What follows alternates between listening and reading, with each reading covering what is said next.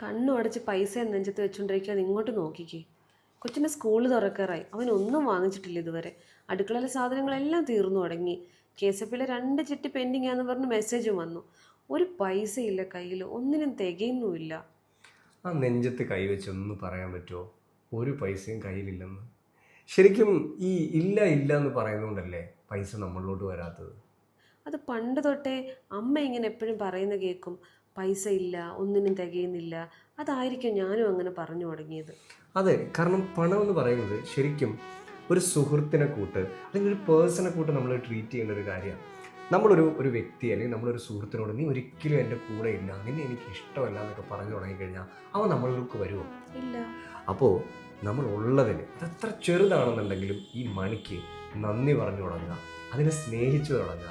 അപ്പോൾ അത് നാച്ചുറലി നമ്മളിലേക്ക് ഫ്ലോ ചെയ്യും. ബിക്കോസ് മണി എന്ന് പറയുന്ന ഒരു എനർജിയാണ്. അപ്പോൾ ഇന്ന് മുതൽ നമുക്ക് ചെയ്യാൻ പറ്റുന്നൊരു കാര്യം, ഇതിനെ വെറും നോട്ടുകെട്ടുകളായിട്ട് കണക്കാക്കാതെ നമ്മുടെ ഒരു സുഹൃത്തായി കണക്കാക്കാം. ഒരു ദിവസം ഒരു ഇത്തിരി നേരമെങ്കിലും അതിനെ നെഞ്ചോട് ചേർത്ത് വെച്ചിട്ട് thank you money, I love you money എന്ന് പറഞ്ഞു തുടങ്ങാം.